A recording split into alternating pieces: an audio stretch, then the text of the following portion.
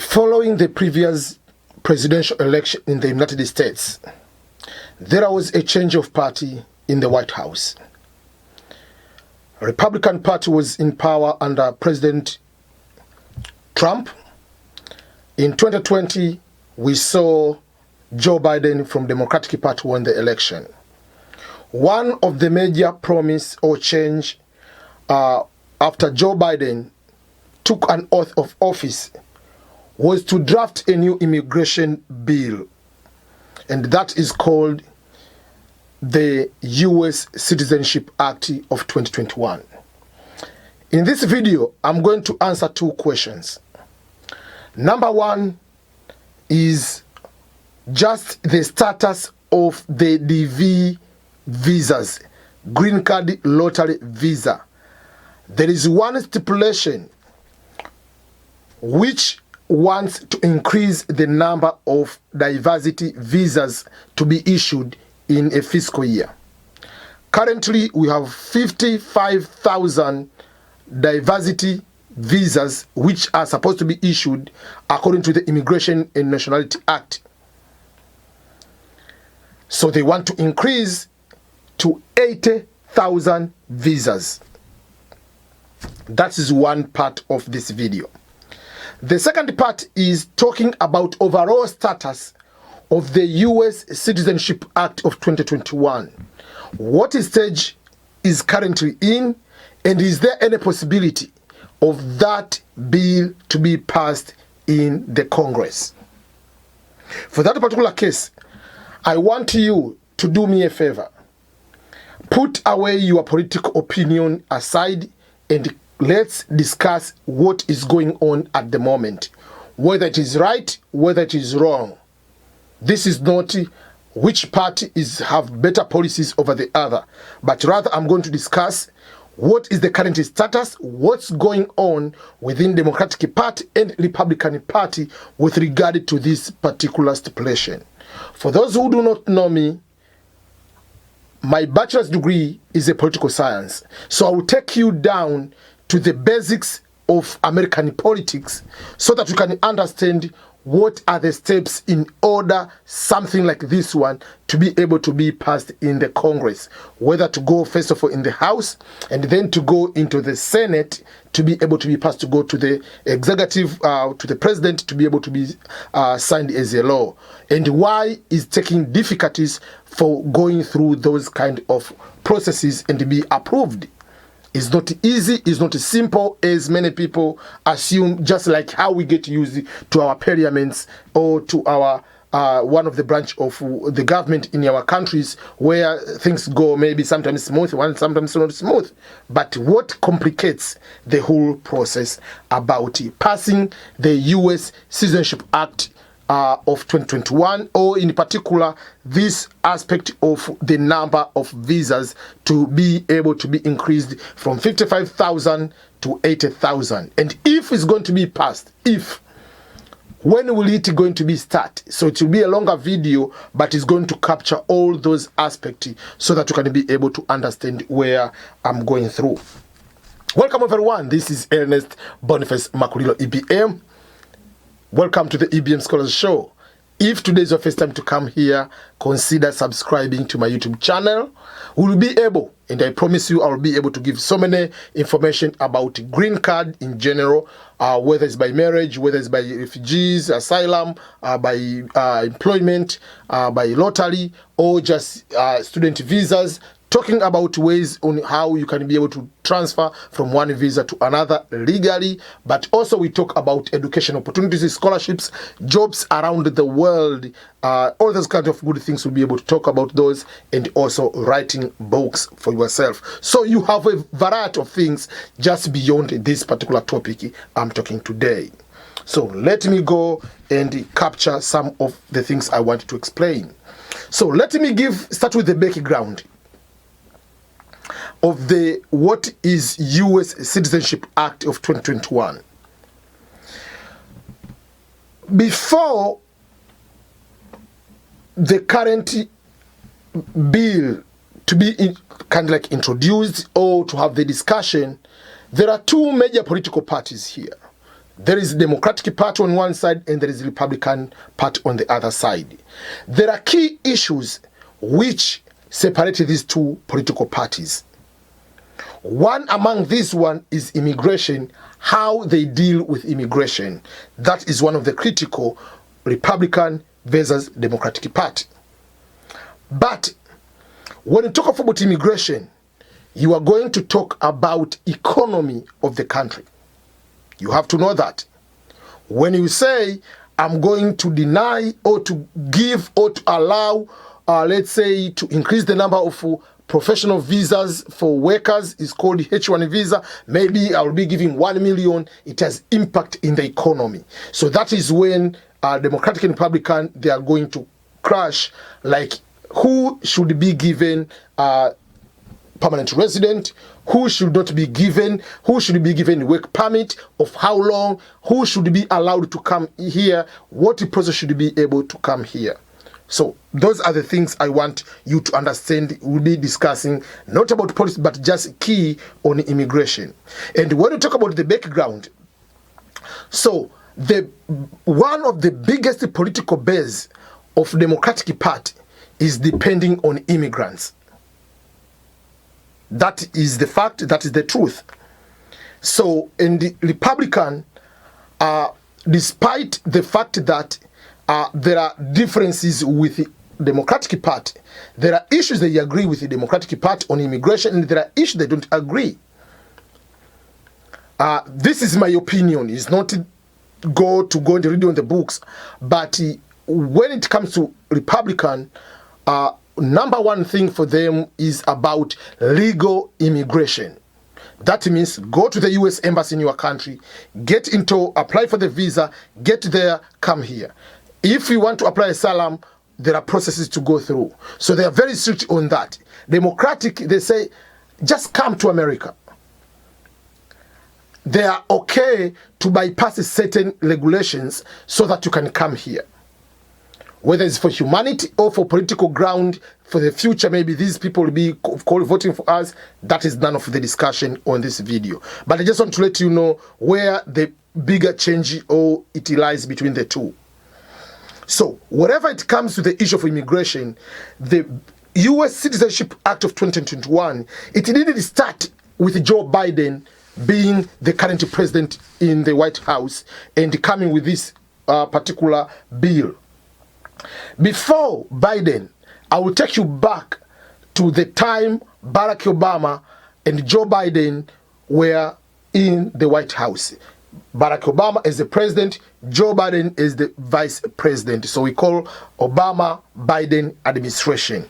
What happened at that particular time with regard to this issue, which we see now Biden is taking the lead on this particular issue? Number one, at that particular time, you have to know that it was the time Democratic Party was leading or was dominant part in all categories. By all categories, I mean Barack Obama and Biden were in the office in the White House, the head of executive, they were Democratic Party. Senate was under Democratic Party. House of Representatives, majority, still were Democratic Party. This issue of immigration was brought into discussion to be passed at the time. House of Representatives, Senate, and the White House all were Democratic Party. But it didn't go through. You know why? Obviously, Republican didn't vote for it. And about 80 to 10 Democratic Party voted no. I don't remember exactly the number, 6 to 8 or 8 to 10. More Democratic people voted no against the inclusion of most of the articles which are currently in the U.S. Citizenship Act. They were there. So it didn't pass. So let's start with that one. And now we'll be coming to talk about the composition of who is in the White House, who is in the Senate, who is in the House of Representatives. But at that time, these were the major political party in all categories. but still some of the members of Senate from that political party, Democratic Party to be in particular, voted no or voted against. That is when the concept of DACA was brought up, where they are not supposed to be deported at that time. So after failing the major changes in the immigration, Barack Obama and the administration decided to find a way on how they can introduce a way to stop just deportation of people who came here while they were very little children, and they are not part of their fault. Maybe they are 2 years old when you were brought here. You didn't come here to become illegal on your own. So those are the things happened at that particular time. So if you know that, from that particular time to today, now we are in the current situation where it's a very divided and critical situation. Plus, we have in the White House, we have Democratic Party, Joe Biden, Kamala Harris, President and Vice President in the White House. Senate basically is 50-50.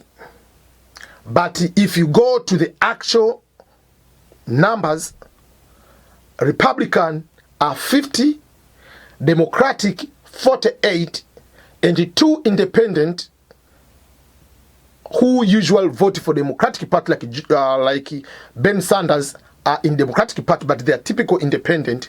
So technically it's 50-50, plus Vice President usually is the head of the Senate. So if there is any vote, 50-50, Vice President is going to vote. And if he's going to vote, it's going to be 51.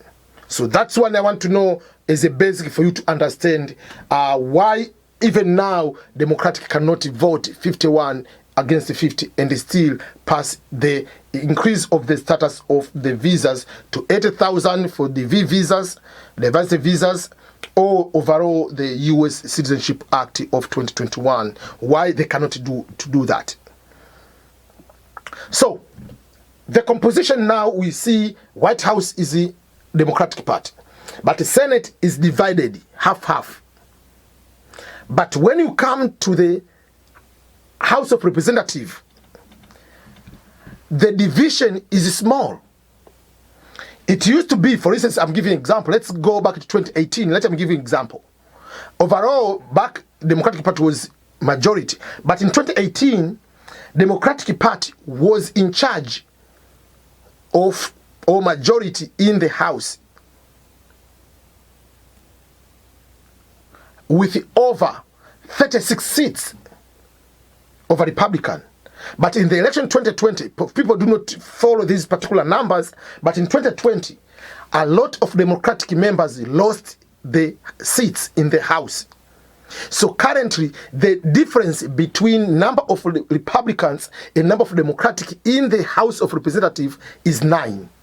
Is a very small number. So for that particular case, when you go to any vote within the House, there are likely you can lose if maybe some of the Democratic members, maybe they are sick, they cannot come that day, or they decide to vote no, and you go to see who already said that they are going to vote no for this one. And if it passes, if you go to Senate, depending on, I'll come to talk about the issue of reconciliation versus the simple, which is a simple majority, versus the normal votes, which is supposed to be 60 to pass any major legislation. You need to have 60 votes. But at the moment, it is very, very tight. So that is the composition of the House of Representatives. And for those who do not know, next year in 2022, there is another election. We call the mid-election. In that mid-election, we'll see some of the members of the Senate and all people in the House of Representatives are going to the election. So this matter is very important right now, because if you want to pass it, you don't pass it until next year, 2022, in the election. The likelihood of not becoming the majority to lose these 9 left, because you had 36 seats more than the other part. Then you lost almost all of it. You just ended with 9. You never know. What if you lose these 9? You will not become majority, and any issue will not be able to pass through House because Speaker will be from the other party. So that is the first basic understanding. So let's go to the other part now, the current situation. After creating the U.S. Citizenship Act of 2021, you have to draft a bill. But that bill, before was introduced to the House of Representatives, and before it was introduced to the Senate, from Senator Mendes of New Jersey, if I'm not mistaken, and another senator, and another person from California, I think, from Democratic Party. Before they introduce, usually you have to do lobbying. Usually you have to find what is the current status. So for the current political system and this just atmosphere which is there, there was no way Democratic Party was able to get more votes to pass the major legislations like this one. So in the previous stimulus package, when they passed, there was a way they can introduce what is called reconciliation, budget reconciliation. Budget reconciliation is a quickest way where you can bring a legislation. When you vote, you need to have simple majority votes. Let's say if it goes to Senate, you don't need to have 60 votes because Senate is having 100 members. You need to have 60 votes to pass. And the current structure is 50-50. So even if 50 Republicans, they vote no, 50 Democratic is 48 plus the 2 independent, they say yes, it will be 50-50. Vice President is going to vote for Democratic Party, say 51, still it will not pass through because you need to have 60 votes. So for that particular case, there is another process to bypass that is called budget reconciliation. There are certain amounts of time, how many times in a budgetary year you are allowed to do that. So you cannot just do any time you go to budget reconciliation process. There are maximum number in a fiscal year. I think it's 2, if not mistaken. I will just have to cross-check on that one. I'm not so sure. But there is amount. So the first time Democratic Party had that opportunity was in the first stimulus budget where they are planning to pass that one.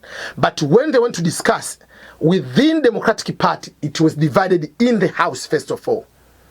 There are some they wanted that one. There are some they didn't want that one. They are focusing about passing the manifesto to go to the people and not to bring any other drama, because they are going to pass a 3 trillion at that particular time. So for that particular case, Democratic members, some of them in the House and in the Senate, they just said, if this one comes to the table, we are going to vote no. So for that particular case, Nancy Pelosi feared on that particular way, if I bring this one, I will lose this one and the party will be into 2 major pieces. Remember, within this current Democratic Party is divided into typical Democratic, those one, and there are, I don't want to call them radical or left Democratic or socialist Democratic, but there is a big division. The other Democratic Party members and those like Cortez and the other people, they are more socialist ideas. I don't want to use socialist, but it's just like they have different opinion from the other people. So because of that big crash, they didn't want to lose their votes. So the only solution, Nancy Pelosi decided to take out from the original, the stimulus on the reconciliation, because that one was passed through reconciliation, budget reconciliation process, where you just go by simple majority. So even if one vote changes, is over, you win. So because they moved that one, they have to find what another opportunity to be able to do that one. And at that particular time, Democratic Party, while they are doing the same thing, they started doing second impeachment. I mean, they were trying to do impeachment, they are doing to do other things. So there are so many other things going on at the same time, which were bigger agenda to divide the nation, to divide Democratic Party, to divide Democratic versus Republican. So while you are dealing with those one, you want, again, at the same time, you want something from Republican to support you with this major legislation. This is the major legislation which is very difficult to go through just with a simple one vote difference, which is this budget reconciliation process. So I will tell you why is it a difficulty to pass it through that way. So currently, in order now to pass this one, they see difficulties. Democratic Party decided to take this one to the Judiciary Committee. The Judicial Committee started to going to see the possibility of this one, how it can play. So Democratic Party got another chance or another opportunity. Now there is what is called the there is another major legislation or major part of the budget which has to be passed, and that is the infrastructure bill. So in the infrastructure bill, it is become so huge. So Democratic Party wanted to add the part of immigration in the infrastructure bill because they want to use what is called, again, the budget reconciliation process. Because the bigger problem they have is the spending. If you know the difference between these two parties, one likes to spend a lot, another one doesn't want to spend a lot. So there is a bigger difference. Another one decided to spend even on social issues or to give more money to the people on different ways. Another one, they want to put more on the economy. So there is a difference in how much you spend and where do you spend. So it will be practically difficult if you go to the budget, you go to the infrastructure bill with the normal votes in Senate to be 60 votes over 40, whatever, it will not pass. So Democratic Party, they have decided to go through, again, budget reconciliation process. And they have said there are certain number maximum you can be able to use that process. So this is their second shot to do that one. But I've been saying there are major problems within Democratic Party. How? Number one, in the Senate, let me start with that one, which they have 50. Some of the senators, 2 of them to be exactly, said they are not going to accept the infrastructure bill with 3.5 trillion spending. That is John Manchin of West Virginia and the Christine Sinema of Arizona. Those are Democratic senators. So you are going to lose 2 votes. So if you lose 2 votes, basically you cannot pass even through the budget reconciliation process. So for them, they say we want 1 trillion maximum, which is the same position of Republican. So if that's the case, there have been, in the Senate, there have been crashes. So the entire bill has to be restructured because these people decide to not to bow down. So the vote of 1 senator decides everything. So Democratic Party decided to add into the infrastructure bill, they decided to add the aspect of immigration. So there is one position I want you to understand. There is a position in the Senate is called Senate Parliamentarian. So who is this parliamentarian of the United States Senate? This position is the official position. People didn't know much about this position. But this is the position which interprets the standing rules of the United States Senate and the procedures of the Senate. And when it comes to the decision which item to be included to the passing of the what is called budget, to use the budget reconciliation process, to use the simple majority vote, if you want to go through that process, the parliamentarian of the United States Senate has to pass that one, has to agree to put that item into the process of the reconciliation. So who is the current residing officer? Office Parliamentarian, the Senate Parliamentarian. Obviously, these people have political parties. The current person is from Democratic Party.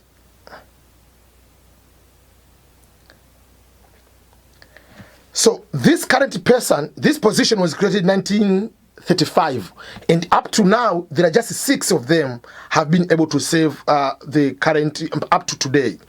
So he or she, the position, has the mandate to decide what is going to be included in the process of the budget reconciliation if you are going to do that.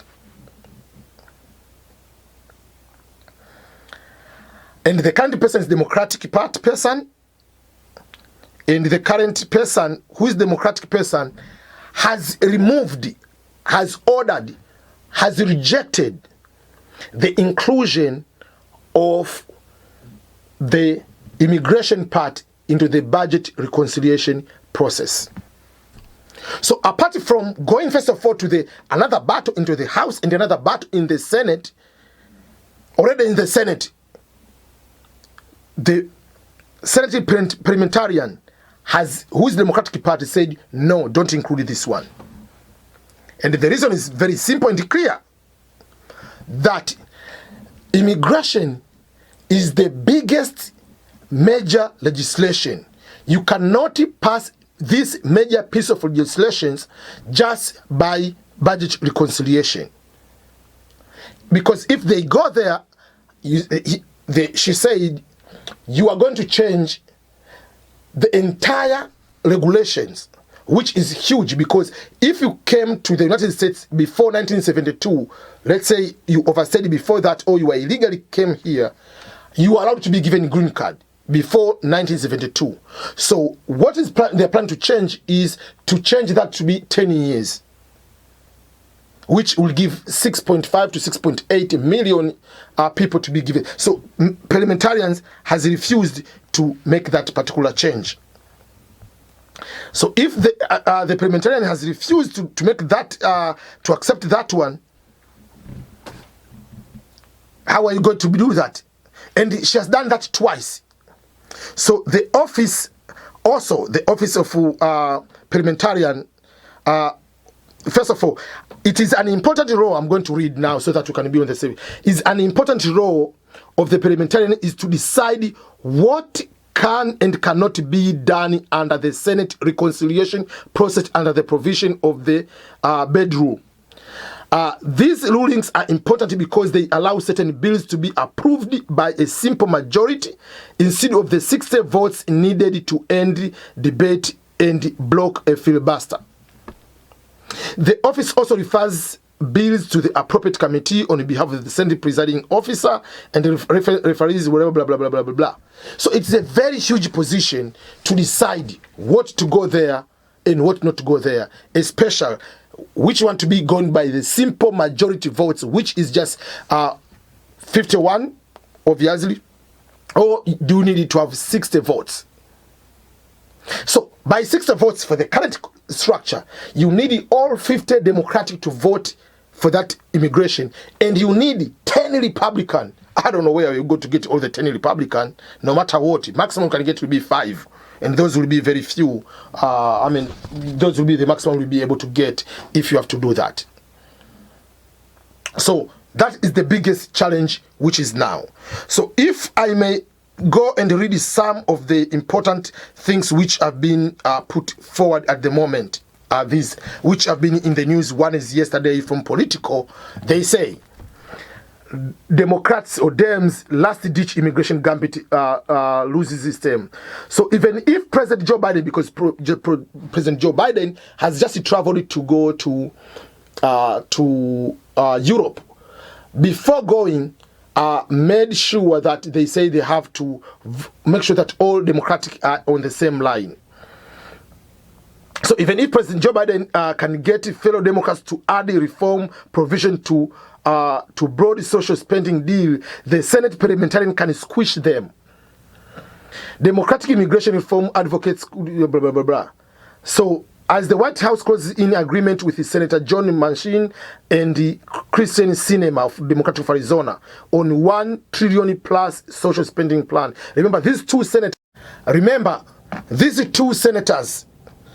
Joe Manchin, Democratic from West Virginia, and Christian Sinema, Democratic Arizona, they want $1 trillion. So they have to negotiate with them.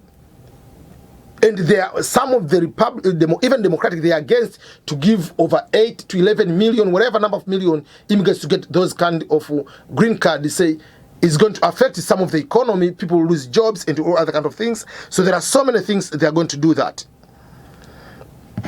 That's why they say, but even if Democrats make a third attempt, first of all, they say, so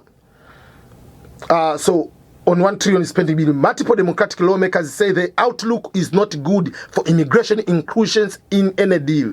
Because up to now, there is a problem on how much they're going to spend. Even Democratic, they don't agree. They want 3.5 trillion, which is the bill. And two senators, they say, no, we are going for one. So they are negotiating with them. If you add immigration, you are going to take out some of them. So, but even if Democrats make a third attempt at adding, remember they have done 2 attempts and the Parliamentarian has taken it out. The Parliamentarian is the Democratic Party too. But even if Democrats make a third attempt at adding a path to legal status for millions of undocumented immigrants, they are likely still run afoul of Senate rules that limit what they can pass without the GOP votes, without Republicans votes. Senator Bob Menendez, Democratic of New Jersey, who is the person who introduced the bill, who introduced the broader immigration reform proposal earlier this year, said it's not clear whether the administration is or is not engaged, administration by a White House, on the matter with the Manchin and the Sinema. And he warned that the Senate non-bipartisan rules referee, also known as the Parliamentarian, still has the power to squash any immigration provisions Joe Biden can get fellow Democrats to add to a broad social spending deal. Remember, President has no power to take out the Senate Parliamentarian. After the Parliamentarian rejected their 2 initial immigration pitches for the party line spending bill that can evade a filibuster, that means to take away, to bypass the 60 votes, including the pathway to legal status, Senate Democrats are still pushing for the third option and will provide protection. They want just to provide protection for and work authorization for certain undocumented immigrants. Yeah, so that is something they are trying to figure out, but at the moment, it doesn't. So there are some of the people, they're still expecting hope, even the Democratic Party. But even like I say, I don't think if it fits, the West Virginia Democrats said that I think everybody knows it doesn't fit, all those kind of things. So if the votes go, even in the House of Representatives, there are some of the Democrats said they are not going to vote. If they are voting today, they are not going to vote for the current bill, which doesn't even have immigration yet. What if you add immigration? They are not going to vote. Number one is, for instance, is the representative from Missouri, Democratic Party from Missouri, Cory Bush, said, if a vote on the BIF, which is whatever spending, whatever is held today, I'm a no representative. That one told the reporters. I feel a little bamboozled, whatever, because this is not what I thought was coming today, because they brought it on Thursday, on October 27th. That is when they brought and say, this is what I was not expecting. Okay, another person, representative from Michigan, also Democratic, Rashida Tlaib, who said also like hell no on the BIF after she said she's going to vote for no. Then Alexandra Cortez, AOC, threatens to vote no on infrastructure bill if Democrats don't provide social spending bill text. So there is no certain things even Democrats they agree with in those kind of things. Another Democratic, Pramila from Japal, whatever, Democratic from Washington, told the reporters that the one which came on Thursday said she's going to vote no for that particular situation. So there are so many complications within Democratic Party. Parliamentarian already said no on going on the what is called the budget. The reconciliation. So you cannot go, if you don't go with the budget reconciliation, you cannot go direct with the normal votes. The normal votes, you need 60 votes of the Senate. Apart from the Democratic Party, apart from the House, to get 60 votes, it is impossible in the current Senate. Because 50 Republican, if you get more, will be 3 to 5. And some of the Democratic Party, they will vote no for that. And to prove that, as I said, when Biden was vice president and Obama was president, House of Representatives, Senate, and White House all were under Democratic as majority, but some of Democratic, over 60 Democratic senators voted no. And some of those senators are still in the Senate at the moment. So it's not easy as people might think, and this one might not be able to pass. Because there is a limitation on how many you can be able to do the budget reconciliation in the fiscal year. So the fiscal year is this one. If it goes away, then there is election in November 2022, where it will be completely difficult for to do that way. So the parliamentarian has removed that one, and it completely is becoming difficult for Senate to be able to do that. And I'm going to read something from CNN. Senate parliamentarian rejects Democratic second attempt to include immigration in economic bill.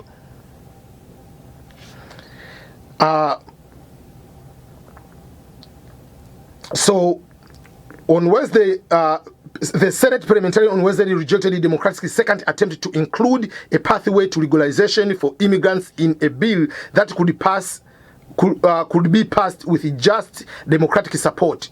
Sources tells the CNN, meaning like just the simple majority, 51 votes. Democrats argue that the time to the parliamentarian that they include the provision change the registry date from 1972 to 2010 for legalization for immigrants, and it could pass using the budget reconciliation. So when they talk about 1972, as I said, if any person came here illegally or overstayed from before 1972, that person up today you are allowed to be given a green card without question asked. So the Democratic Party want to change that regulation from 1972 to become to 2010. So all that's from 2010 to today, it will include over 6.8, 6 point something immigrants. So the effort to include the immigration in the economic agenda bill, although it has faced long odds, it has stood as one of the last clear opportunities for Democrats to pass a substantial immigration reform in President Joe Biden's first year in the office, which it is not going to pass at the moment because of what is going to happen. The Senate parliamentarian Elizabeth McDuff, an official who advises the Senate on how its rules, protocols, and procedures should be applied, rejected Democrats' second argument after they submitted a memo on Tuesday. This is what the parliamentarian said.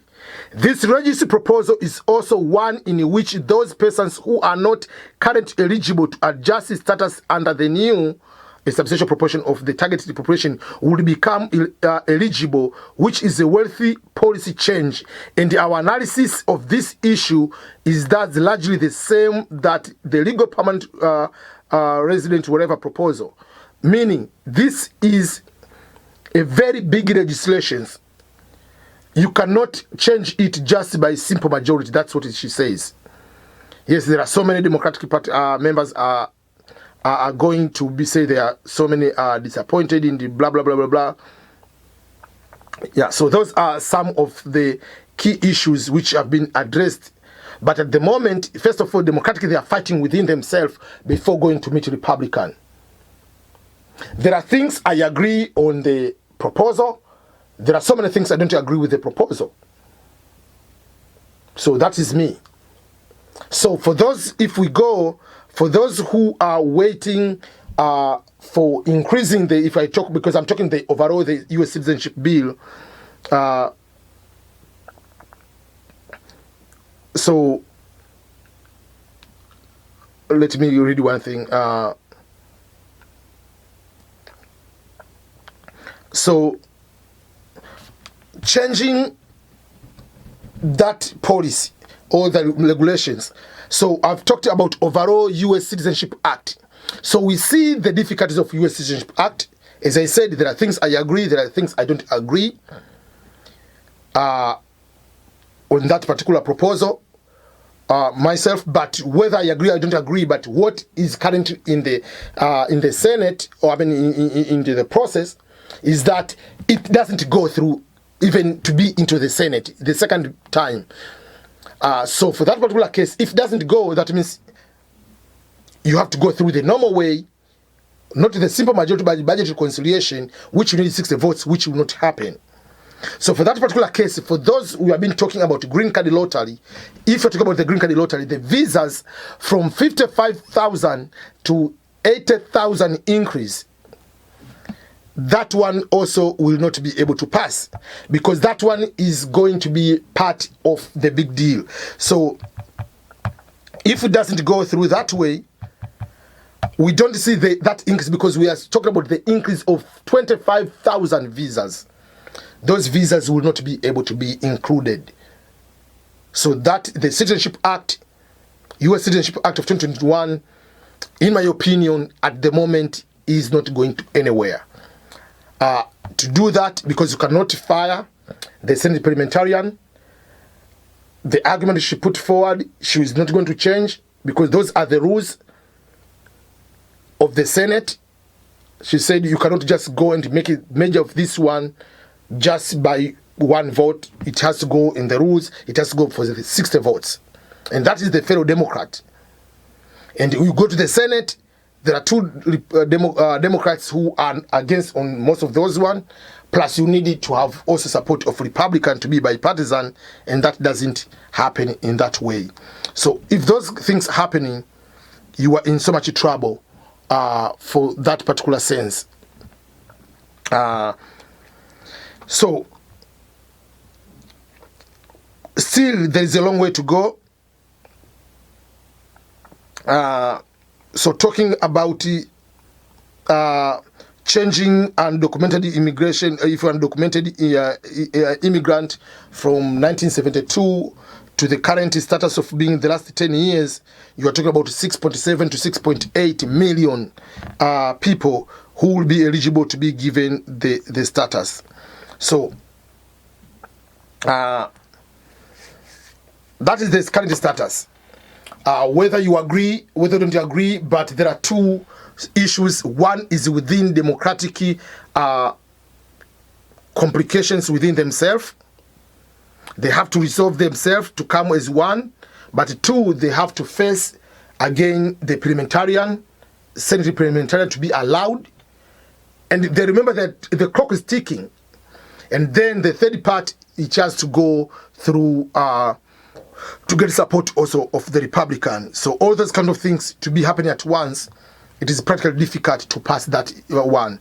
The other way, they can just not to go the full as U.S. Citizenship Act, they can go with smaller pieces of items from that one. Maybe you go, okay, let's talk about the H1 visa. What they can change just one aspect of H1 visa, because there is a certain increase. Let's go and change about the cap of this one. Let's go and change about the, like if you go with those smaller legislations, but if you go with the major legislation for the entire immigration overhaul, that will be a very tough one at the moment, especially when it comes to the immigration, the borders issue, and all other kind of things. is coming to become a very divided. So even that's why you see like Senator, let's say from Arizona, where there are so many immigrants, especially from Mexico, it says no, because this is going to affect certain. So it's a very big complication at the moment. So I don't want to take a position of each part whether it's right or wrong, but I just want to give the way to see understanding why is it difficult up to this moment.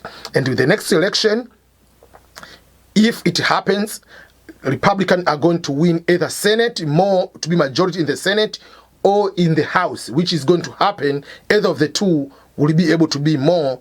If it happens by any chance, it means that this one is going away. I mean, they will not go to pass at any point, because now it's just 50-50. You cannot pass. What if that is going to happen? So that is something I want to explain. I had to use this one because I have to use more my political science to give some background and explanations about the policies, about the regulations, about the House of Representatives, Senate, as well as when it comes to the White House, the power what they have and what they cannot be able to do.